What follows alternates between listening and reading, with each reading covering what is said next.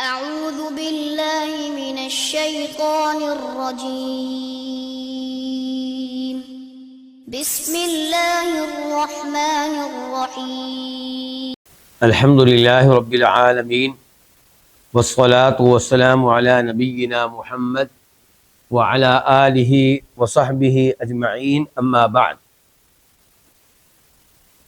آج ہم ہیں کتاب الفوائد کے ساتھ، یعنی کہ امام ابن القیم رحمہ اللہ کے ساتھ، اور آج کا جو درس ہے وہ کتاب کا وہ ایڈیشن جس کی تحقیق کی ہے شیخ محمد عزیر شمس رحمہ اللہ نے، مکتبہ دار و عالم الفوائد، اس کے اعتبار سے آج ہے صفحہ نمبر 191 اور کتاب کا وہ ایڈیشن جس کی تحقیق کی ہے ڈاکٹر عبدالباسط المشہدانی نے، اور مکتبہ ہے دار المیراث النبوی، اس کے اعتبار سے آج کا صفحہ نمبر ہے 240 to 40۔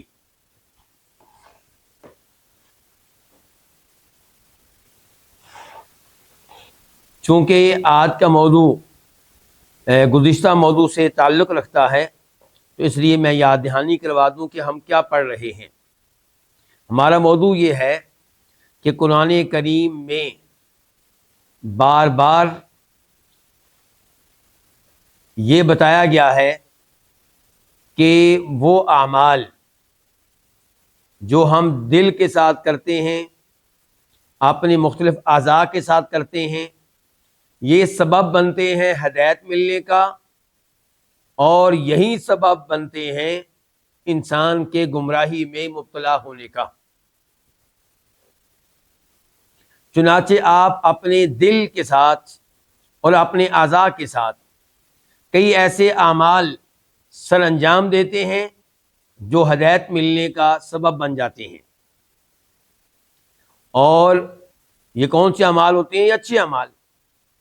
اور بسا اوقات آپ کئی ایسے برے اعمال کرتے ہیں جن کے نتیجے میں آپ ہدایت سے محروم ہو جاتے ہیں، اور آپ کو ایمان کی دولت سے محروم کر دیا جاتا ہے۔ چنانچہ امام صاحب نے کہا کہ اس کا مطلب یہ ہے کہ اب ہمارے پاس دو اصول ہو گئے، دو قاعدے ہو گئے، دو ضابطے ہو گئے۔ پہلا اصول یہ کہ اگر آپ ایسے اعمال سر انجام دیں گے جو خیر پہ مشتمل ہیں تو آپ کو ہدایت ملے گی، آپ کی ہدایت میں اضافہ ہوگا، اللہ تعالیٰ آپ کو اپنے قریب کر لے گا۔ اور دوسرا اصول یہ ہو گیا، دوسرا قاعدہ یہ ہو گیا، دوسرا ضابطہ یہ ہو گیا کہ اگر آپ وہ ایسے اعمال کا ارتکاب کریں گے جو گناہ پہ مشتمل ہیں، جو فسق و فجور پہ مشتمل ہیں، جو جھوٹ پہ مشتمل ہیں، تو اس کے نتیجے میں آپ کو ہدایت سے دور کر دیا جائے گا، اور آپ کے لیے کفر جو ہے وہ آسان کر دیا جائے گا، اور آپ ایمان سے محروم ہوتے چلے جائیں گے۔ تو آئیے یہ جو دوسرا اصول ہے، دوسرا قاعدہ ہے، دوسرا ضابطہ ہے، وہ آج پڑھتے ہیں۔ امام صاحب فرماتے ہیں وَأَمَّا الْأَصْلُ الثَّانِي وَهُوَ اقْتِضَاءُ الْفُجُورِ وَالْكِبْرِ وَالْكَذِبِ لِلضَّلَالِ فَكَثِيرٌ أَيْضًا فِي الْقُرْآنِ۔ جہاں تک تعلق ہے دوسرے اصول کا، دوسرے قاعدے کا، دوسرے ضابطے کا، اور وہ کیا ہے؟ اور وہ یہ ہے کہ فسق و فجور، تکبر کرنا، جھوٹ بولنا، یہ تین چیزیں تقاضا کرتی ہیں للضلال، گمراہ ہو جانے کا۔ یعنی کہ اگر آپ جھوٹ بولتے ہیں، تکبر کرتے ہیں، فسق و فجور کا ارتکاب کرتے ہیں، تو پھر آپ گمراہی پہ لگ جائیں گے، آپ کو ہدایت سے محروم کر دیا جائے گا۔ تو یہ جو چیز ہے فَكَثِيرٌ أَيْضًا فِي الْقُرْآنِ، یہ بھی قرآن میں کثرت سے وارد ہے، یہ بھی چیز قرآن میں کثرت سے آئی ہے، یہ چیز بھی قرآن میں کثرت سے موجود ہے۔ كَقَوْلِهِ تعالی، جیسا کہ اللہ تعالیٰ کا فرمان ہے سورہ بقرہ آیت نمبر 26 اور 27، 26 اور 27، یضل بہ کثیرا ویہدی بہ کثیرا، وہ گمراہ کرتا ہے اس کے ساتھ بہت سے لوگوں کو۔ وہ گمراہ کرتا ہے کون؟ اللہ تعالیٰ۔ اس کے ساتھ، کس کے ساتھ؟ اس کے ساتھ یہ جاننے کے لیے ہمیں ان الفاظ سے جو پہلے الفاظ قرآن کریم میں آئے ہیں ان کی طرف جانا ہوگا۔ اللہ تعالیٰ فرماتے ہیں ان اللہ لا یستحیی ان یضرب مثلا ما بعوضۃ فما فوقها، کہ اللہ رب العزت لوگوں کو سمجھانے کے لیے کسی قسم کی مثال دینے سے اللہ تعالیٰ شرماتا نہیں ہے، حیا نہیں کرتا، چاہے وہ مثال مچھر کی ہو یا اس سے بھی کم تر کسی چیز کی، مثال کے طور پہ مکھی کی، اور اللہ نے کی جگہ مکھی کی مثال دی ہے۔ اللہ نے وعدے کیا ہے کہ جن کو تم اللہ کے علاوہ مشکل کشا جانتے ہو، حاجت روا جانتے ہو، اور اس لیے تم ان کو پکارتے ہو، ان سے دعائیں کرتے ہو، دعا عبادت ہے، اللہ کو چھوڑ کے کسی اور کی عبادت کرتے ہو، یہ سوچ کر کہ یہ بھی مشکل کشا ہے، حاجت روا ہے، اللہ نے کہا لن یخلقوا ذبابا ولو اجتمعوا لہ، یہ سارے کے سارے مل کر ایک مکھی پیدا نہیں کر سکتے، ایک مکھی نہیں بنا سکتے، سارے مل کر۔ وَإِن يَسْلُبْهُمُ الذُّبَابُ شَيْئًا لَا يَسْتَنْقِذُوهُ مِنْهُ، اور اگر مکھی ان کی کوئی چیز لے جائے، یہ کھانا کھا رہے ہو تو مکھی کوئی ایک لقمہ، ایک کوئی چینی کا ٹکڑا، کوئی چیز لے جائے، یہ سارے کے سارے مل کے اسے واپس نہیں لے سکتے۔ تو اللہ تعالی نے واضح کیا کہ ان کو اللہ تعالیٰ کے ساتھ شریک کرنا کتنی بڑی بیوقوفی ہے، کتنی بڑی حماقت ہے۔ اب اس مثال پہ اللہ رب العزت کا شکر ادا کرنا چاہیے کہ اللہ نے ایسی عظیم الشان مثال کے ذریعے ہمیں توحید پہ لگایا اور ہمیں شرک کی سنگینی سے اور شرک کی بیوقوفی سے، حماقت سے آگاہ کیا۔ ایسے اللہ تعالی نے مکڑے کی مثال دی کہ مکڑے کا گھر جو ہے وہ تمام مخلوقات کے گھروں کے مقابلے میں کمزور ہے، لیکن مکڑے سے پوچھیں تو وہ اپنے گھر کے اوپر بڑا مطمئن ہوتا ہے جب بنا لیتا ہے، وہ سمجھتا ہے کہ اب میں محفوظ ہوں، میں سیو ہوں، مجھے اب یہاں پہ کوئی خطرہ نہیں ہے۔ جبکہ انسان ایک انگلی کا اشارہ کرتا ہے تو مکڑے کا گھر گیا۔ فرمایا یہی صورتحال ہے ان کی جن کو تم اللہ کے علاوہ پکارتے ہو، ان پہ اعتماد کرنا، ان پہ بھروسہ کرنا ایسے ہی ہے جیسے مکڑے کا بھروسہ کرنا کس پہ؟ اپنے گھر پہ۔ اب یہ بہترین مثالیں ہیں، ان مثالوں کے اوپر اللہ کا شکر ادا کرنا چاہیے کہ یا اللہ تو نے ہمیں کیسے کیسے سمجھایا۔ لیکن مشرکین مکہ نے، کفار نے کیا کیا؟ مذاق اڑایا کہ اللہ کا کلام ہوتا تو اس میں ایسی مثالیں ہوتی۔ تو اللہ تعالی نے فرمایا کہ اللہ تعالیٰ حق بات سے شرماتا نہیں ہے، اللہ تعالیٰ مچھر کی مثال بھی بیان کرنے سے نہیں شرماتا۔ فَأَمَّا الَّذِينَ آمَنُوا فَيَعْلَمُونَ أَنَّهُ الْحَقُّ مِن رَبِّهِمْ، جہاں تک تعلق ہے ایمان والوں کا تو انہیں یقین ہے کہ یہ مثال بھی اللہ تعالیٰ کی طرف سے حق ہے، درست ہے، بالکل صحیح ہے۔ وَأَمَّا الَّذِينَ كَفَرُوا فَيَقُولُونَ مَاذَا أَرَادَ اللَّهُ بِهَذَا مَثَلًا، اور جہاں تک تعلق ہے کفار کا تو وہ ایسی مثالوں کا مذاق اڑاتے ہوئے کہتے ہیں کہ یہ مثال دینے کا مقصد، اللہ نے کیا ارادہ کیا ایسی مثال دینے سے؟ تو اللہ تعالیٰ نے اس کے بعد یہ فرمایا جو بھی ہم نے پڑھا ہے کہ یضل بہ کثیرا، اللہ تعالیٰ اس مثال کے ذریعے بہت سے لوگوں کو گمراہ کرتا ہے، جیسا کہ کفار گمراہ ہوئے، یعنی کہ بجائے اس کے کہ ان مثالوں پہ غور کرتے اور ان کے ذریعے توحید تک پہنچتے اور ان کی وجہ سے شرک سے توبہ طیب ہوتے، الٹا انہوں نے کیا کیا؟ مذاق اڑایا۔ تو فرمایا یضل بہ کثیرا، اللہ تعالیٰ اس کے ساتھ بہت سے لوگوں کو گمراہ کرتا ہے، ویہدی بہ کثیرا، اور اس کے ساتھ اللہ تعالیٰ بہت سے لوگوں کو ہدایت دیتا ہے۔ ایمان والوں کو ہدایت ملتی ہے، ان کا توحید پہ ایمان بڑھ گیا اور ان کے دلوں میں یہ بات راسخ ہو چکی تھی کہ شرک بہت بری چیز ہے، ان مثالوں کو سننے کے بعد یہ چیز جو ہے اور بڑھ گئی، یعنی کہ اور ان کو سمجھ لگ گئی کہ شرک واقعی خطرناک ہے، شرک واقعی بیوقوفی ہے، شرک واقعی حماقت ہے۔ وما يضل به الا الفاسقین، اللہ تعالی اس مثال کے ذریعے صرف اور صرف ان کو گمراہ کرتا ہے جو فاسق و فاجر ہیں، جو فسق و فجور کا ارتکاب کرنے والے ہیں۔ یہ جملہ ہمارا آج کا موضوع ہے۔ اللہ تعالیٰ کن کو گمراہ کرتا ہے، کن کو ہدایت سے محروم کرتا ہے؟ فرمایا جو فاسق ہوں، فسق و فجور کا ارتکاب کرنے والے ہوں، گناہوں کا ارتکاب کرنے والے ہوں، کفر کا ارتکاب کرنے والے ہوں۔ یہ تھی آیت نمبر 26 27 آیت میں اللہ تعالی نے بتایا کہ فاسق ہیں کون۔ فسق و فجور سے کیا مراد ہے یہاں پہ؟ اللہ نے فرمایا الذین ینقضون عہد اللہ من بعد میثاقہ، فاسق وہ ہیں جو اللہ تعالیٰ کے عہد کو، اللہ تعالیٰ سے پختہ عہد کر لینے کے بعد اللہ کے عہد کو توڑ دیتے ہیں۔ اللہ تعالیٰ نے عہد لیا تھا نا اہل کتاب سے، یہودیوں اور عیسائیوں سے،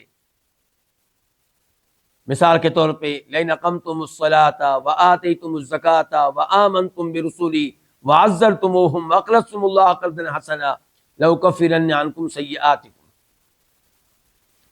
کہ اگر تم نمازیں قائم کرو گے، زکوٰۃ ادا کرو گے، میرے رسولوں پہ ایمان لاؤ گے، میرے رسولوں کی تائید کرو گے اور اللہ تعالیٰ کی راہ میں خرچ کرو گے، میں تمہارے گناہ مٹا ڈالوں گا، تمہیں جنت میں جگہ دوں گا۔ تو یہ اللہ تعالیٰ کا اور ان کا آپس میں کیا ہو رہا ہے؟ عہد ہو رہا ہے۔ لیکن یہ لوگ اللہ کے عہد کو توڑ دیتے ہیں۔ وَيَقْطَعُونَ مَا أَمَرَ اللَّهُ بِهِ أَن يُوصَلَ، اور یہ لوگ کاٹ دیتے ہیں۔ فاسق کون ہے؟ پہلا فسق کیا تھا؟ اللہ سے کیے گئے عہد کو توڑنا، اور یہ عہد اللہ سے میں نے اور آپ نے بھی کیا ہوا ہے۔ مثال کے طور پہ اشہد ان لا الہ الا اللہ، میں شہادت دیتا ہوں کہ اللہ کے علاوہ کوئی عبادت کے لائق نہیں، یہ عہد ہو گیا کہ عبادت اللہ صرف تیری کروں گا۔ واشہد ان محمد رسول اللہ، یہ عہد ہو گیا کہ رسول والا مقام و مرتبہ صرف جناب محمد کو دوں گا علیہ الصلوۃ والسلام۔ حلال انہی چیزوں کو جانوں گا جن کو وہ حلال بتائیں گے، حرام انہی چیزوں کو جانوں گا جن کو وہ حرام بتائیں گے۔ تو یہ عہد ہے، اللہ کے عہد کو توڑنا نہیں چاہیے، اللہ کے عہد کو توڑنا فسق و فجور ہے۔ نمبر 2 فسق و فجور کیا ہے؟ وَيَقْطَعُونَ مَا أَمَرَ اللَّهُ بِهِ أَن يُوصَلَ، فرمایا یہ توڑ دیتے ہیں، یہ کاٹ ڈالتے ہیں اس چیز کو جس کے جوڑنے کا، جس کے ملانے کا اللہ نے حکم دیا ہے۔ مثال کے طور پہ اللہ نے رشتہ داری توڑنے کا حکم دیا ہے کہ جوڑنے کا؟ رشتہ داری جوڑنے کا حکم دیا ہے، رشتہ داری کو مضبوط کرنے کا حکم دیا ہے۔ فرمایا یہ ان چیزوں کو توڑتے ہیں جن کو جوڑنے کا اللہ نے حکم دیا۔ تو رشتہ داری توڑنا یہ فسق و فجور ہے، بہت بڑا گناہ ہے، بلکہ بخاری شریف کے الفاظ ہیں لا يدخل الجنت قاطع، رشتہ داری توڑنے والا جنت میں داخل نہیں ہو سکے گا۔ وَيُفْسِدُونَ فِي الْأَرْضِ، اور یہ زمین میں فساد کرتے ہیں۔ تو زمین میں فساد کرنا بھی فسق و فجور ہے، اور زمین میں فساد کرنے سے کیا مراد ہے؟ ہر گناہ فساد ہے، کفر کرنا فساد ہے، شرک کرنا فساد ہے، بدعات کا ارتکاب کرنا فساد ہے، شراب پینا فساد ہے، سود لینا فساد ہے، بدکاری کرنا فساد ہے، کسی کی زمین پہ قبضہ کر لینا فساد ہے، کسی کو قتل کر ڈالنا یہ فساد ہے۔ اولئک هم الخاسرون، فرمایا یہی لوگ ہیں خسارہ اٹھانے والے، خسارے میں مبتلا ہونے والے۔ تو یہ آیت امام صاحب کیوں لے کر آئے؟ یہ بتانے کے لیے کہ فسق و فجور انسان کے گمراہ ہونے کا سبب ہے۔ جب آپ فسق و فجور کریں گے، گناہوں کا ارتکاب کریں گے، تو ممکن ہے کہ اللہ تعالیٰ آپ کو ہدایت سے محروم کر دے۔ اور یہ وارننگ ہے میرے لیے اور آپ کے لیے، کسی بھی گناہ کو حقیر نہ جانیں، کسی بھی گناہ کو معمولی نہ جانیں، اس گناہ کی وجہ سے آپ ہدایت سے محروم ہو سکتے ہیں۔ اس کے بعد کہتے ہیں امام صاحب وقال تعالی، اور اللہ تعالی نے یہ بھی فرمایا کہ یثبت اللہ الذین آمنوا بالقول الثابت فی الحیاۃ الدنیا وفی الآخرہ ویضل اللہ الظالمین ویفعل اللہ ما یشاء۔ سورہ ابراہیم آیت نمبر 27 یثبت اللہ، اللہ تعالیٰ قائم رکھتا ہے، مضبوط رکھتا ہے، الذین آمنوا، ان لوگوں کو جو ایمان لائے، بالقول الثابت، پختہ بات کے ذریعے، کلمہ توحید کے ذریعے، کلمہ توحید کے ساتھ۔ اچھا، اس جملے سے کیا پتا چلا کہ آپ کا ایمان آپ کو مضبوط رکھے گا۔ کب؟ فی الحیات دنیا، دنیاوی زندگی میں بھی، اور فی الآخرت، الآخرت میں بھی۔ ایمان اچھا کام ہے، ایمان لانا نیک عمل ہے، تو یہ ایمان جو ہے یہ آپ کو مضبوط رکھے گا دنیاوی آزمائشوں میں، آپ کو پھسلنے سے بچائے گا، آپ کو گمراہی سے بچائے گا، اور آخرت میں بھی ایسا ہی ہوگا۔ ذرا غور کیجئے گا آپ اس موضوع کے اوپر، بڑا اہم موضوع ہے جس کا تذکرہ کر رہے ہیں امام القیم رحمہ اللہ۔ دنیاوی زندگی میں آپ جناب بلال کو دیکھ لیں، ایمان لائے، توحید کو قبول کیا، آزمائشیں آئیں، بچے مذاق اڑاتے ہیں، تکلیفیں دیتے ہیں ایمان لانے کی وجہ سے، اور انہیں مکہ کی پتھریلی زمین پہ لٹا دیا جاتا ہے۔ تقاضا کیا ہے کہ ایمان چھوڑ دو، لیکن اللہ تعالیٰ نے ان کو کیا دی؟ استقامت دی، ثابت قدمی دی، ان کو قائم رکھا۔ مصیبتیں آنے پہ ان کے منہ سے کیا نکلتا تھا؟ احد، احد، کہ اللہ ایک ہی ہے، عبادت کے لائق جو ذات ہے وہ ایک ہی ہے۔ ابراہیم علیہ السلام، بہت بڑی آگ تیار کی گئی ہے، توحید بیان کرنے کی وجہ سے اس آگ میں ان کو پھینکا جا رہا ہے، اور وہ کیا کہہ رہے ہیں؟ حسبنا اللہ ونعم الوکیل۔ تو اللہ تعالیٰ نے ایمان کی وجہ سے ان کو بھی ثابت قدمی دی، ورنہ آگ کو دیکھ کے ڈر لگتا ہے کہ میرا کیا بنے گا اس آگ میں، میرا انجام کیا ہونے لگا ہے، لیکن ایمان کی وجہ سے اللہ ثابت قدمی دیتا ہے، آزمائشوں سے اللہ تعالیٰ آزمائشوں میں محفوظ رکھتا ہے۔ فرمایا ایسے کئی مثالیں دی جا سکتی ہیں، وفی الآخرت، الآخرت میں بھی۔ یہاں پہ آخرت میں سب سے پہلے تو آپ دیکھ لیں قبر میں، اور یہ باقاعدہ اس آیت کی تفسیر ہے۔ ایمان والا، اسے قبر میں دفن کیا جاتا ہے، فرشتے آتے ہیں، اس کو بٹھاتے ہیں، پوچھتے ہیں تیرا رب کون، تیرے نبی کون، تیرا دین کیا۔ دنیا میں ہمارا کہیں انٹرویو لیا جائے تو ہم انڈر پریشر ہو جاتے ہیں، گھبراہٹ کی وجہ سے غلط جواب دیتے ہیں، اور وہاں پہ تو کتنا پریشر ہوگا۔ لیکن ایمان کی وجہ سے، نیک عمل کی وجہ سے اللہ ایمان والوں کو ثابت قدمی دیتا ہے، درست جواب دینے کی توفیق دیتا ہے۔ اور فرمایا وَيُضِلُّ اللَّهُ الظَّالِمِينَ، اور اللہ گمراہ کرتا ہے ظالموں کو۔ گمراہی کا سبب کیا بنا؟ ظلم۔ گمراہی کا سبب کیا بنا؟ ظلم۔ شرک بھی ظلم ہے، کفر بھی ظلم ہے، اور ویسے تو سارے گناہ ظلم ہیں، لیکن یہاں پہ امید ہے کہ زیادہ مراد کیا؟ کفر و شرک۔ وَيُضِلُّ اللَّهُ الظَّالِمِينَ، اللہ تعالیٰ گمراہ کرتا ہے کن کو؟ ظالموں کو۔ اس کی وضاحت کے لیے ذرا حدیث کی طرف میں آپ کو لے کے جاتا ہوں۔ بخاری شریف کی حدیث ہے 1338، 1338، کہ وَأَمَّا الْكَافِرُ أَوِ الْمُنَافِقُ، جہاں تک تعلق ہے کافر یا منافق کا، فَيَقُولُ، تو وہ کہتا ہے فرشتوں کے سوالوں کے جوابات میں لا ادری۔ سوال یہ تیرے رب کون ہے، آگے سے کیا کہہ رہا ہے؟ لا ادری، مجھے نہیں پتا۔ سوال یہ ہے کہ تیرا نبی کون ہے، جواب کیا؟ لا ادری۔ حالانکہ دنیا میں اس کو پتا تھا نا کہ مسلمان مانتے ہیں کہ اللہ تعالیٰ ہی رب ہے، دنیا میں اس نے سن لیا تھا کہ درست جواب کیا ہے، لیکن قبر میں توفیق نہیں مل رہی۔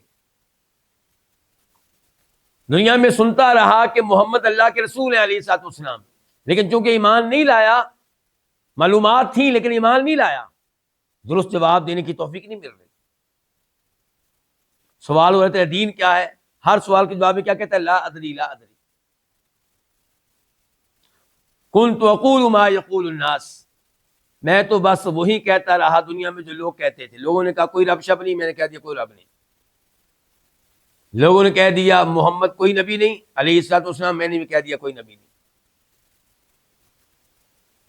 تو یہ ہے کہ وَيُضِلُّ اللَّهُ الظَّالِمِينَ، اللہ تعالیٰ گمراہ کرتا ہے کہ ان کو ظلم کرنے والوں کو۔ تو اگر میں اور آپ چاہتے ہیں کہ قبر میں درست جواب دیں تو اس کا کیا طریقہ ہے؟ ایمان، اعمال صالحہ اور کفر و شرک سے بچنا، گناہوں سے بچنا۔ وَيَفْعَلُ اللَّهُ مَا يَشَاءُ، اور اللہ کرتا ہے جو چاہتا ہے۔ کیا مطلب؟ وہ جس کو چاہے ہدایت دے، جس کو چاہے ہدایت سے محروم کر دے۔ لیکن ایک بات ہمیشہ یاد رکھنی ہے، اللہ تعالیٰ ظالم نہیں ہے۔ اللہ تعالیٰ اسی کو گمراہ کرتا ہے جو گمراہ ہو جانے کے لائق ہے۔ اللہ تعالیٰ ظلم کرنے والا نہیں ہے، یہ ہمیشہ ذہن میں رکھیے گا، ورنہ شیطان آپ کو ایسے معاملات میں پریشان کرے گا۔ اللہ کی ذات کے تعلق سے آپ کا عقیدہ خراب کرنے کی کوشش کرے گا، آپ کو ایمان سے محروم کرنے کی کوشش کرے گا۔ بھی جب آپ کو بتا دیا گیا کہ وہ شہنشاہ جس کو چاہتا ہے ہدایت دیتا ہے، جس کو چاہتا ہے گمراہ کرتا ہے، بجائے اس کے کہ آپ یہ بات سننے کے بعد اللہ کے بارے میں اپنے دل میں بدگمانی پیدا کریں، آپ یہ بات سننے کے بعد اللہ کے ساتھ جڑ جائیں۔ جب پتہ چل گیا کہ ہدایت کا مالک وہ، گمراہی پہ لگانے والا وہ، تو کہیں یا اللہ مجھے گمراہی سے بچانا، یا اللہ مجھے ہدایت دینا، یا اللہ تو ہی مالک ہے، یا اللہ تیرے ہاتھ میں سارے معاملات ہیں۔ تو اللہ کی منت سماجت کی جائے، اللہ سے دعائیں کی جائیں، اور سورہ فاتحہ دھیان سے پڑھی جائے، نماز میں دھیان سے کہا جائے اہدنا الصراط المستقیم۔ قنوت وتر میں توجہ سے کہا جائے اللہم اہدنی فیمن ہدیت۔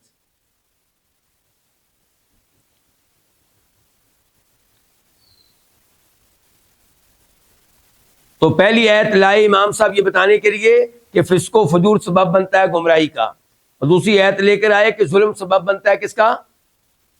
گمراہی کا۔ آپ لوگ میرے ساتھ ہی ہیں نا؟ یہ تو آپ کے جوابات سے پتہ چلے گا۔ وقال تعالی، اور اللہ تعالی نے یہ بھی فرمایا فما لکم فی المنافقین فئتین واللہ ارکسہم بما کسبوا۔ یہ آیت، اس کی تفسیر کرنے سے پہلے میں بتا دوں کہ یہ نازل کب ہوئی۔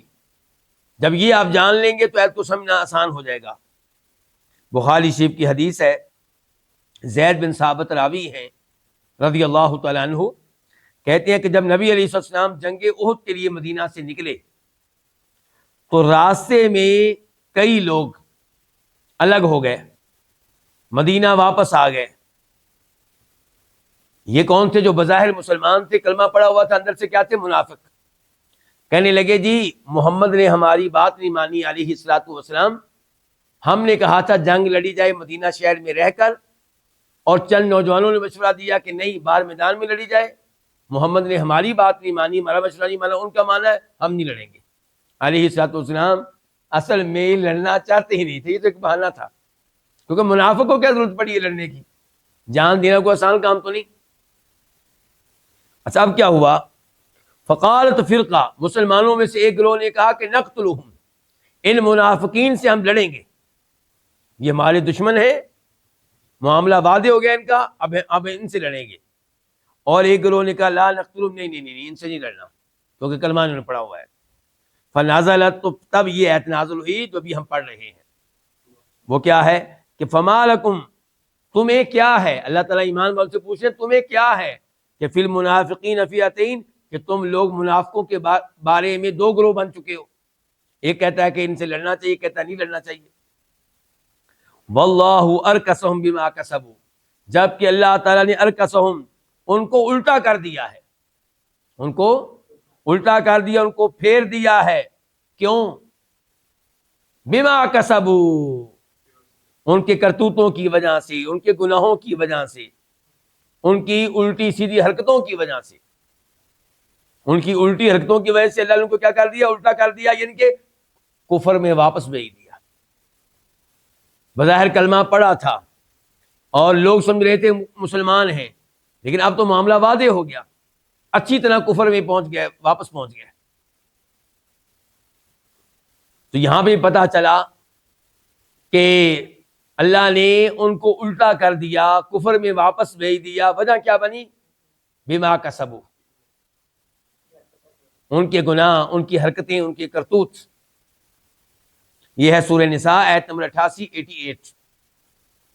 کتنی آیتیں ہو گئیں؟ 3۔ وقال تعالی، اور اللہ تعالی نے فرمایا، وقالو، ان لوگوں نے کہا، یہ کفار کہا کرتے تھے، یہودی کہا کرتے تھے کہ قلوبنا غلف، ہمارے دل غلف، غلف اغلف کی جگہ ہے، اغلف کی جمع ہے، ہمارے دل غلف، غلافوں میں ہیں، پردوں میں ہیں، یعنی کہ اے محمد صلی اللہ علیہ وسلم، آپ جو مرضی قرآن پڑھ کر سنائیں، جو مرضی تبلیغ کریں، ہمارے اوپر اثر ہونے والا نہیں، ہمارے دل بڑے محفوظ ہیں، تمہاری دعوت و تبلیغ ہمارے اوپر کوئی اثر نہیں ڈالے گی۔ اللہ نے کیا جواب دیا اس کا؟ فرمایا بل لعنہم اللہ بکفرہم، اور دل تمہارے محفوظ نہیں ہے۔ اصل بات یہ نہیں، تم یہ سمجھو کہ ہم نے دل محفوظ کر لیا ہم نے، بلکہ اصل بات یہ ہے کہ بل لعنہم اللہ، اللہ نے ان پہ لعنت کی ہے، اللہ نے ان کو اپنی رحمت سے دور کر دیا ہے، بکفرہم، ان کے کفر کی وجہ سے۔ تو کفر سبب بنا کس چیز کا؟ ایمان قبول نہ کرنے کا۔ یہ کہ جب ان کے پاس ہدایت آئی، قرآن آیا، انہوں نے قرآن کو پہچان لیا، نبی علیہ الصلوۃ والسلام کو پہچان لیا کہ واقعی آپ سچے اور آخری نبی ہیں، چاہیے تھا کہ فوری طور پہ ایمان لے آتے، لیکن انہوں نے کفر کا راستہ اختیار کیا، تو اللہ نے کیا سزا دی؟ اب اللہ نے ان کو اپنی رحمت سے دور کر دیا، اب ان کو ہدایت نہیں ملے گی۔ فَقَلِيلًا مَا يُؤْمِنُونَ، بس بہت کم وہ ایمان لاتے ہیں۔ سورہ بقرہ آیت نمبر 88۔ تو یہاں پہ بھی ہم سمجھ گئے کہ لعنت ان کے اوپر کیوں ہوئی؟ اللہ کی رحمت سے، اللہ کی ہدایت سے کیوں معلوم ہو گیا؟ اپنے کفر کی وجہ سے۔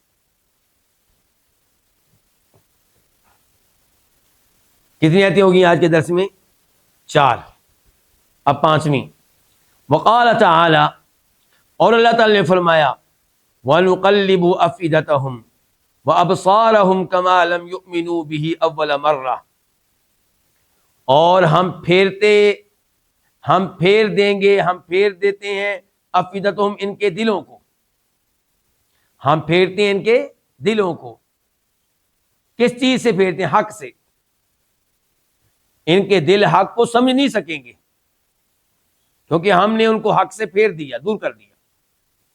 ہم پھیر دیں گے، پھیر دیتے ہیں افئدتہم، ان کے دلوں کو، ان کے سینوں کو، وابصارہم، اور ان کی نگاہوں کو، ان کی نگاہیں حق دیکھ نہیں سکیں گی، ان کی نگاہیں حق کو شر سمجھیں گی اور کفر کو خیر سمجھیں گی۔ اسی لیے وہ دعا آتی ہے نا، کیا اللہم ارنا الحق حقا، اے اللہ ہمیں حق کو حق دکھا، یعنی کہ ہمیں حق نظر آئے، وارنا الباطل باطلا، اور اے اللہ ہمیں باطل باطل دکھا، ہمیں باطل حق نظر نہ آئے بلکہ باطل باطل ہی نظر آئے۔ تو فرمایا وَنُقَلِّبُ أَفْئِدَتَهُمْ، ہم پھیر دیں گے افئدتہم، ان کے سینوں کو، وابصارہم، ان کی نگاہوں کو۔ کیوں؟ کس لیے؟ کما لم یؤمنوا بہ، جیسا کہ یہ ایمان نہیں لائے بھی، اس قرآن پہ، اول مرہ، پہلی بار جو ہی قرآن آیا تھا ان کو چاہیے تھا ایمان لے آتے، یہ ایمان نہیں لائے۔ سزا کیا ملی؟ کہ اللہ نے ان کے دلوں کو پھیر دیا حق سے، اب ان کے دل حق کو حق نہیں سمجھیں گے، اللہ نے ان کی نگاہوں کو پھیر دیا حق سے، ان کو حق نظر نہیں آئے گا۔ سورہ نام آیت نمبر 110 110۔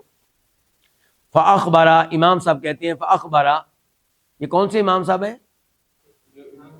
امام ابن القیم۔ فاخبرا، تو اللہ تعالی نے بتایا، انہ عاقبہم، کہ اللہ نے ان کو سزا دی ہے، علی تخلفہم عن الایمان، ان کے ایمان سے پیچھے رہ جانے کی وجہ سے اللہ نے ان کو کیا سزا دی ہے؟ نہیں، سزا کیا دی وہ آگے آئے گا. اللہ نے ان کو سزا دی ہے ان کے ایمان سے پیچھے رہنے پہ. لما جاہم، جب ایمان ان کے پاس آیا. وعرفوہ، اور انہوں نے ایمان کو پہچان لیا. وعرضوا عنہ، اور انہوں نے ایمان سے اعراض کیا. تو سزا کیا دی اللہ نے؟ بأن قلب افئدتہم. بأن کا تعلق اس سے عاقبہم سے، کہ اللہ نے ان کے دلوں کو پھیر دیا. وابصارہم، ان کی نگاہوں کو پھیر دیا. وحال بینہم وبین الایمان، اور اللہ ان کے مابین اور ان کے ایمان لانے کے مابین حائل ہو گیا، رکاوٹ بن گیا. کما قال تعالی، جیسا کہ اللہ تعالی نے فرمایا ہے، یا ایھا الذین آمنوا، اے ایمان والو. یہ آج کے درس کی آیت نمبر نہیں 6 بیٹا. یا ایھا الذین آمنوا، اے ایمان والو، استجیبوا للہ وللرسول، اللہ اور اللہ کے رسول کی دعوت کو قبول کرو. یہ کون سی دعوت ہے؟ کھانا کھانے کی دعوت، ایمان لانے کی دعوت، جنت کے راستے پہ آ جانے کی دعوت. تو فرمایا اے ایمان والو، استجیبوا للہ وللرسول، تم دعوت قبول کرو اللہ کی اور اللہ کے رسول کی. کب قبول کرو؟ اذا دعاکم، جب اللہ کا رسول تمہیں دعوت دے، لما یحییکم، اس چیز کی جو تمہیں حیات بخشتی ہے، جو تمہیں زندہ کر دیتی ہے. جب اللہ کا رسول تمہیں بلائے اس چیز کی جانب جس میں تمہاری حیات ہے، جس میں تمہاری زندگی ہے، وہ کیا؟ ایمان. زندگی کس میں ہے؟ ایمان میں. دل زندہ کس سے ہوتا ہے؟ ایمان سے. زندگی اسلام میں ہے، زندگی قرآن میں ہے، زندگی جہاد میں ہے، زندگی نیک اعمال میں ہے. تو اللہ کا رسول جب بلائے تمہیں ایمان لانے کے لیے، اسلام قبول کرنے کے لیے، نیک اعمال بجا لانے کے لیے، قرآن کی تلاوت سننے کے لیے، قرآن پہ عمل کرنے کے لیے، جہاد کرنے کے لیے، فوری طور پہ اللہ کے رسول کی دعوت کو کیا کرو؟ قبول کرو. اذا، فوراً، جو ہی دعوت ملے. اچھا ورنہ کیا ہوگا اگر فوراً دعوت نہیں قبول کریں گے؟ تو فرمایا وَاعْلَمُوا، اور جان لو، ان اللہ، کہ بے شک اللہ تعالیٰ، یحول، حائل ہو جاتا ہے، رکاوٹ بن جاتا ہے، بین المرء وقلبہ، آدمی کے مابین اور اس کے دل کے مابین. یعنی کہ اللہ تعالیٰ پھر اس کو توفیق نہیں دیتا ایمان لانے کی، یا پھر اللہ تعالیٰ موت کا وقت لے آتا ہے اور اس کو ایمان لانے کی توفیق نہیں ملتی. سورہ انفال آیت نمبر 24 فَأَمَرَهُمْ بِالِاسْتِجَابَةِ لَهُ، تو اللہ تعالیٰ نے ان کو حکم دیا کہ ان کو ایمان لانے والوں کو. یہاں پہ حکم کن کو دیا ہے؟ یہ ذرا دھیان سے، یہ اس آیت میں اللہ نے بار رنگ ایمان لانے والوں کو دی ہے کہ جب اللہ کا رسول خیر کے لیے بلائے، نیک عمل کے لیے بلائے، قرآن کے لیے بلائے، اسلام کے لیے بلائے، فوراً ایمان لے آؤ، دعوت قبول کر لو. اور کہا ہے کہ یاد رکھو، بار رنگ یعنی کہ اللہ تعالیٰ یحول، حائل ہو جاتا ہے، بین المرء، آدمی کے مابین، وقلبہ، اور اس کے دل کے مابین. فَأَمَرَهُمْ، تو اللہ نے ایمان لانے والوں کو حکم دیا، بِالِاسْتِجَابَةِ لَهُ، اپنی بات کو فوری طور پہ مان لینے کا، وَلِرَسُولِهِ، اور اپنے رسول کی بات کو مان لینے کا، حِينَ يَدْعُوهُمْ، جب اللہ کے رسول ان کو دعوت دے، إِلَى مَا فِيهِ، اس چیز کی جانب، فِيهِ حَيَاتٌ، جس میں ان کی حیات ہے، زندگی ہے، جس سے دل زندہ ہوتے ہیں، جس سے آخری زندگی بنتی ہے. ثُمَّ حَذَّرَهُمْ، پھر اللہ نے ان کو ڈرایا. اللہ نے ان کو کیا کیا؟ ڈرایا. من التخلف والتأخر عن الاستجابة، اللہ کے رسول علیہ السلام کی دعوت کو قبول کرنے کے معاملے میں لیٹ ہونے سے، لیٹ بھی نہیں ہونا، اور پیچھے ہٹنے سے اللہ تعالی نے ڈرایا. الذي يكون سببا، کہ یہ چیز کیا بن جائے گی؟ یہ پیچھے ہٹنا، یہ لیٹ ہو جانا، اللہ کے رسول کی دعوت کو قبول کرنے میں لیٹ ہو جانا، یہ سبب بن سکتا ہے اس بات کا کہ لِأَن يَحُولَ بَيْنَهُمْ وَبَيْنَ قُلُوبِهِمْ، کہ اللہ تعالیٰ ان کے مابین اور ان کے دلوں کے مابین حائل ہو جائے. وقال تعالی، اور اللہ تعالیٰ نے یہ بھی فرمایا کہ فَلَمَّا زَاغُوا أَزَاغَ اللَّهُ قُلُوبَهُمْ، پس جب وہ ٹیڑے ہوئے، کیا مطلب؟ حق حق کی طرف نہیں آئے، باطل کی طرف چلے گئے، گمراہی کی طرف چلے گئے، کفر کی طرف چلے گئے. فلما زاغوا، جب وہ ٹیڑھے ہوئے تو ازاغ اللہ قلوبہم، اللہ نے ان کے دلوں کو ٹیڑھا کر دیا. یہ سزا ہے ٹیڑھے ہونے کی.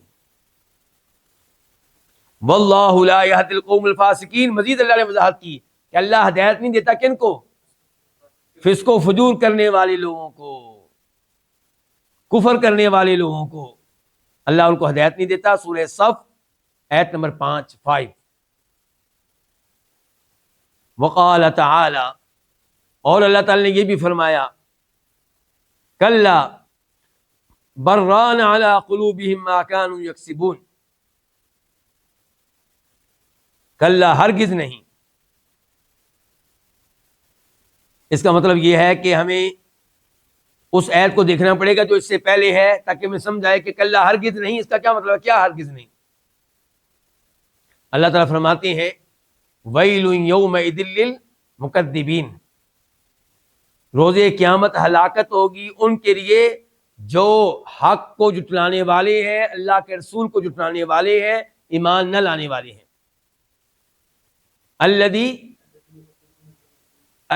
الذین یکذبون بیوم الدین، وہ جو آخرت کو جھٹلاتے ہیں، کہتے ہیں کوئی آخرت نہیں ہے، جو مر گیا کہانی ختم، اس کو نہیں اٹھایا جائے گا. وما یکذب بہ الا کل معتد اثیم، آخرت کا انکار وہی کرے گا، آخرت کا انکار وہی کرتا ہے جو حد سے تجاوز کرنے والا ہو اور بہت گنہگار ہو. اذا تتلی علیہ آیاتنا، ایسے شخص کے سامنے جب ہماری آیتوں کی تلاوت کی جاتی ہے تو کیا کہتا ہے؟ قال، وہ کہتا ہے اساطیر الاولین، یہ اللہ کا کلام نہیں ہے قرآن، یہ پہلے لوگوں کی قصے کہانیاں ہیں. جھٹلا دیا نا. کیا کہہ رہا ہے کہ قرآن کے اوپر میں ایمان اس لیے نہیں لا رہا کہ اللہ کا کلام نہیں بلکہ پہلے لوگوں کی قصے کہانیاں ہیں. اللہ نے کہا کلا ہرگز نہیں. معاملہ یہ نہیں ہے کہ وہ سمجھتا ہے کہ اللہ کا کلام نہیں بلکہ پہلے لوگوں کی قصے کہانیاں ہیں. معاملہ کچھ اور ہے. کیا معاملہ ہے؟ بران علی قلوبہم ما کانوا یکسبون، بلکہ زنگ بن کر چھا گیا ہے ان کے دلوں پہ ما کانوا یکسبون، وہ جو وہ کرتے ہیں، یعنی کہ ان کے برے اعمال، ان کے گناہ، ان کی بری حرکتیں، ان کے کرتوت، یہ ان کے دل پہ چھا گئے ہیں، زنگ لگ گیا ہے، دل نے کام کرنا چھوڑ دیا ہے. دل نے کام کرنا، روحانی طور پہ دل نے کام کرنا چھوڑ دیا ہے. دنیاوی طور پہ کام کر رہا ہے لیکن روحانی طور پہ اس نے کام کرنا چھوڑ دیا ہے. اب وہ حق کو پہچانتا ہی نہیں، حق کو قبول ہی نہیں کرتا، باطل کو پسند کرتا ہے، گناہ کو پسند کرتا ہے. یہ ہے سورہ مطففین آیت نمبر 14.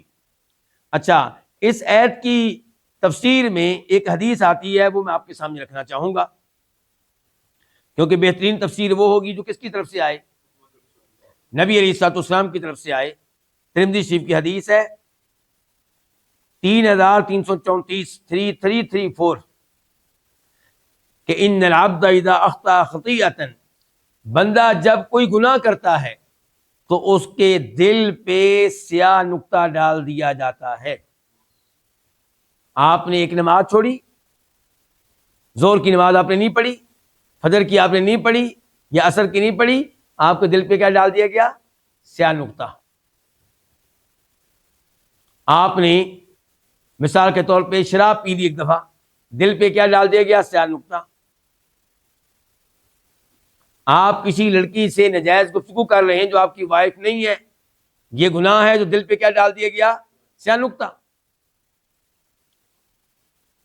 فرمایا اگر یہ آدمی اس گناہ کو چھوڑ دے، اللہ سے رجوع کر لے، توبہ کر لے، تو اس کے دل کو صاف کر دیا جاتا ہے، یعنی کہ اس نقطے کو مٹا دیا جاتا ہے.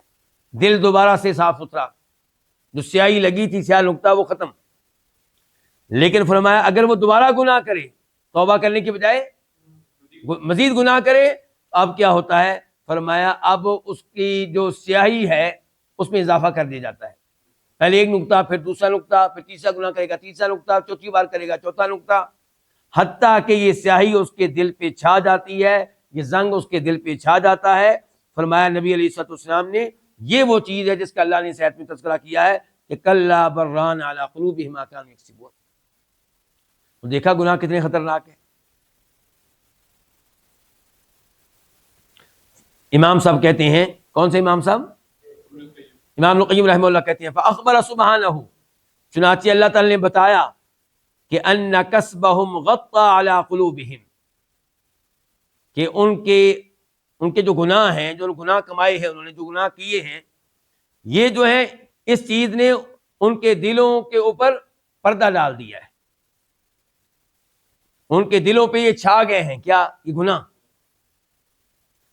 یہ گناہوں کی کمائی جو ہے, یہ گناہ جو انہوں نے کیے ہیں, یہ ان کے دل پہ چھا گئے ہیں. وحال بینہا وبین الایمان بآیاتی, اور یہ گناہوں کی کمائی حائل ہو گئی ہے ان کے دلوں کے مابین اور اللہ تعالیٰ کی آیتوں پہ ایمان لانے کے مابین. فقالوا, اس لیے وہ کہہ رہے ہیں اساطیر الاولین, کہ یہ پہلے لوگوں کی قصے کہانیاں ہیں.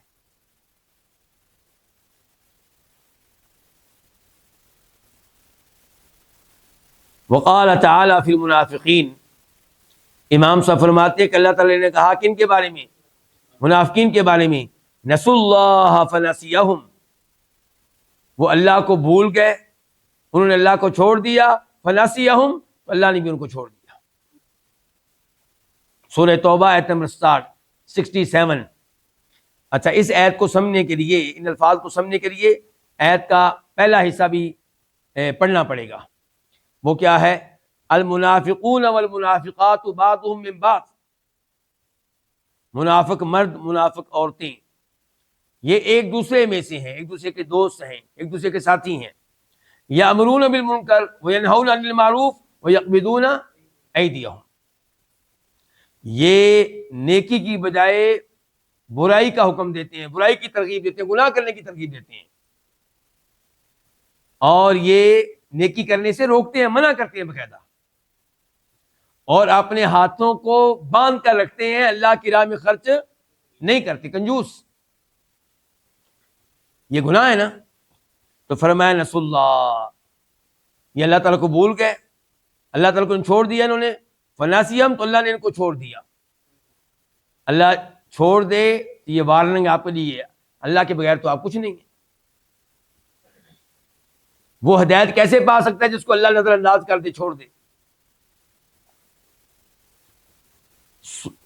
فجازاہم علی نسیانہم لہ, امام صاحب فرماتے ہیں اللہ نے ان کو جزا دی, ان کو سزا دی, ان کو بدلہ دیا ان کے اللہ کو بھول جانے پہ, کہ ان نسیہم, کہ اللہ نے ان کو چھوڑ دیا. فلم یذکرہم بالہدی والرحمہ, اللہ تعالیٰ نے ان کو یاد نہیں رکھا ہدایت دینے میں اور رحمت کرنے کے معاملے میں. وَأَخْبَرَ, اور اللہ تعالیٰ نے بتا دیا أَنَّهُ أَنْسَاهُمْ أَنفُسَهُمْ, کہ اللہ تعالیٰ نے تو انہیں خود اپنی جانیں بلا دیں, اللہ نے ان کو ان کے نفس بلا دیے. کیا مطلب؟ دیکھیں, جس کو اپنا آپ یاد ہوگا تو وہ اپنی فکر کرے گا, اپنے مستقبل کی فکر, مستقبل کیا, آخرت کی فکر, قبر کی زندگی کی فکر, پھر وہ ایمان لائے گا, پھر وہ اطاعت کرے گا, پھر وہ سب کا خیرات کرے گا, نمازیں پڑھے گا, نیکی کا حکم دے گا, برائی سے روکے گا. لیکن جب یہ لوگ اللہ کو بھول گئے, اللہ نے ان کو سزا یہ دی, ایک تو یہ کہ اللہ نے ان کو نظر انداز کر دیا, چھوڑ دیا ان کو. دوسرے نمبر پہ اللہ نے انہیں ان کا اپنا نفس بلا دیا. اب انہیں اپنی کوئی پرواہ نہیں, انہیں جہنم کی آگ سے ڈر نہیں لگتا, انہیں قبر کے عذاب سے ڈر نہیں لگتا, اور گناہوں کے اوپر دوڑے چلے جا رہے ہیں, گناہوں کے راستے پہ دوڑے چلے جا رہے ہیں. فلم یطلبوا, اچھا اللہ نے ان کو ان کا اپنا نفس, ان کو ان کے نفس بلا دیے. فلم یطلبوا کمالها بالعلم النافع والعمل الصالح, چنانچہ انہوں نے اس چیز کو طلب نہیں کیا جس سے ان کے نفس کو کمال ملتا ہے. وہ کیا؟ علم نافع, یعنی کہ علم نافع, مفید علم لے کر اور نیک اعمال کر کے انہوں نے اس چیز کو طلب نہیں کیا جس میں ان کے نفس کا کمال ہے. وہما الہدی و دین الحق, اور یہی دو چیزیں ہدایت ہیں اور سچا دین ہے. کیا؟ علم نافع اور عمل صالح. فَأَنْسَاهُمْ طَلَبَ ذَلِكَ، اللہ نے ان کو بھلا دیا یہ چیز طلب کرنا، اللہ تعالیٰ سے ہدایت مانگنا، اللہ سے علم نافع مانگنا، وَمَحَبَّتَهُ وَمَعْرِفَتَهُ، اور اللہ نے ان کو بلا دیا اس چیز سے محبت رکھنا اور اس چیز کو پہچاننا، وَالْحِرْصَ عَلَيْهِ، اور اس کا شوق رکھنا۔ کیوں اللہ نے ایسا کیا؟ عقوبۃ لنسیانہم لہ، اللہ نے ان کو سزا دی ہے اس بات کی کہ انہوں نے اللہ کو بلا دیا، اللہ کو چھوڑ دیا۔ جو اللہ کو چھوڑے گا اللہ اس کو چھوڑ دے گا، اور ہمیں اللہ کی ضرورت، اللہ کو ہماری ضرورت نہیں ہے۔ وقال تعالی فی حقہم، اور اللہ تعالی نے فرمایا ان کے حق میں، کن کے حق میں؟ منافقین کے حق میں، منافقین کے بارے میں۔ اولئک الذین طبع اللہ علی قلوبہم، یہی وہ لوگ ہیں کہ اللہ نے ان کے دلوں پہ مہر لگا دی ہے۔ جس کے دل پہ اللہ مہر لگا دے اس میں ہدایت داخل ہو سکے گی؟ اب قرآن اثر کر سکے گا؟ نہیں۔ اس آیت کو سمجھنے کے لیے بھی ان الفاظ سے پہلے کے الفاظ کو ذہن میں لانا پڑے گا۔ وہ کیا ہے؟ وَمِنْهُمْ مَنْ يَسْتَمِعُ إِلَيْكَ، ان میں سے کئی لوگ وہ ہیں جو آپ کی باتیں بڑے دھیان سے سنتے ہیں۔ آپ جب تلاوت کرتے ہیں تو آپ کی تلاوت کو بڑے دھیان سے سنتے ہیں۔ حَتَّى إِذَا خَرَجُوا مِنْ عِنْدِكَ، لیکن جب وہ آپ کی مجلس سے باہر آتے ہیں تو قَالُوا لِلَّذِينَ أُوتُوا الْعِلْمَ، تو وہ کہتے ہیں ان سے جن کو علم دیا گیا، جن کے مومنوں سے، صحابہ کرام سے، تو کہتے ہیں ان سے ماذا قال آنفا، یہ ابھی اندر کیا کہا ہے اس آدمی نے، کیا باتیں کی ہیں اس نے۔ اس کا مطلب یہ ہے کہ قرآن کی تلاوت کی گئی، قرآن ان کے دلوں میں اتر نہیں سکا، ان کو سمجھ نہیں آئی۔ آپ نے احادیث بیان کی، یہ احادیث ان پہ اثر نہیں ڈال سکی، ان کو احادیث کی سمجھ نہیں آئی۔ تو اللہ تعالیٰ کہتے ہیں یہی وہ لوگ ہیں جن کے دلوں پہ اللہ نے مہر لگا دی۔ اصل بات یہ ہے وَاتَّبَعُوا أَهْوَاءَهُمْ، اور ان لوگوں نے اپنی خواہشات کی پیروی کی ہے، یعنی کہ جب انہوں نے مذاق اڑایا قرآن کریم کا، مذاق اڑایا اللہ کے نبی کی احادیث کا علیہ الصلوۃ والسلام، تو اللہ نے ان کے دلوں پہ مہر لگا دی اور انہوں نے اپنی خواہشات کی پیروی کی، اپنی خواہشات کے پیچھے چل پڑے، کفر پہ چل رہے ہیں، کیونکہ دل کفر کو پسند کرتا ہے، گناہوں کو پسند کرتا ہے۔ وَالَّذِينَ اهْتَدَوْا، اور وہ لوگ جنہوں نے ہدایت قبول کی، زادہم ہدا، اللہ نے انہیں ہدایت کے میدان میں آگے بڑھا دیا، ان کو مزید ہدایت دے دی۔ جب آپ ہدایت قبول کریں گے اللہ آپ کو مزید ہدایت دے گا۔ وآتاہم تقواہم، اور ان کو اللہ نے ان کا تقویٰ دیا۔ صحابہ کرام قرآن کریم کی تلاوت سن کے اسے قبول کرتے رہے، اللہ انہیں اور ہدایت دیتا رہا، اللہ ان کے تقویٰ میں مزید اضافہ کرتا رہا، تقویٰ کے مراتب پہ مزید بلند ہوتے چلے گئے۔ اور یہ لوگ مذاق اڑاتے رہے تو اللہ نے ان کے دلوں پہ مہر لگا دی، اب قرآن ان کو پر اثر نہیں کرتا۔ سورہ محمد صلی اللہ علیہ وسلم آیت نمبر 16، 17، 16 اور 17۔ امام صاحب کہتے ہیں فَجَمَعَ لَهُم بَيْنَ اتِّبَاعِ الْهَوَىٰ وَالضَّلَالِ، تو اللہ نے ان کے لیے دو چیزیں اکٹھی کر دیں۔ نمبر ایک، خواہشات نفس کی پیروی کرنا، جو دل میں آیا وہ کرنا جی ہم نے، خواہشات نفس کی پیروی کرنا، والضلال، اور گمراہی، نمبر دو گمراہی۔ الذی هو ثمرتہ وموجبہ، اور یہ جو گمراہی ہے یہی نتیجہ ہے، یہی پھل ہے کس کا؟ خواہشات نفس کی پیروی کرنے کا۔ کما جمع للمہتدین، جیسا کہ اللہ نے دو چیزیں جمع کر دی ان کے لیے جو ہدایت کو قبول کریں۔ کون سی دو چیزیں؟ بین التقوی والہدی، تقوی اور ہدایت، یعنی کہ اللہ نے کہا ہے والذین اہتدوا زادہم ہدی وآتاہم تقواہم، جو ہدایت پائیں اللہ تعالیٰ انہیں ہدایت میں بڑھاتا ہے اور انہیں کیا دیتا ہے؟ اللہ تعالیٰ تقوی دیتا ہے۔ اور یہ لوگ جو ہیں ان کے بارے میں اللہ تعالیٰ نے کیا کہا کہ اللہ نے ان کو خواہشات نفس کے پیچھے لگا دیا اور اللہ تعالیٰ نے ان کو گمراہ کر دیا۔ تو یہ تھا ہمارا آج کا موضوع، اور خلاصہ یہی ہے کہ جو ہی ہدایت ملے، جو ہی حدیث آئے، جو ہی کوئی آیت سنیں، فوری طور پہ عمل کرنے کی کوشش کریں اور اس کو قبول کریں اس کو سینے سے لگائیں، اس کو عزت دیں، اس کو احترام دیں، تو اللہ تعالیٰ آپ کو مزید ہدایت دے گا۔ ایک درس قرآن میں جائیں گے، اللہ دو مزید دروس قرآن میں جانے کی توفیق دے گا۔ ایک درس حدیث میں جائیں گے، اللہ مزید دروس حدیث میں جانے کی توفیق دے گا۔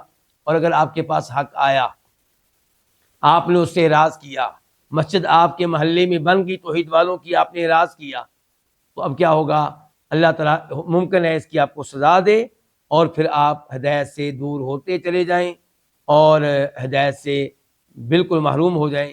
ہمیں اللہ سے ڈرتے رہنا چاہیے اور اللہ سے ہدایت مانگتے رہنا چاہیے، اور ہدایت آئے تو اس کو فوراً سینے سے لگانا چاہیے، اس پہ عمل کرنے کی کوشش کرنی چاہیے۔ وآخر دعوانا ان الحمد للہ رب العالمین۔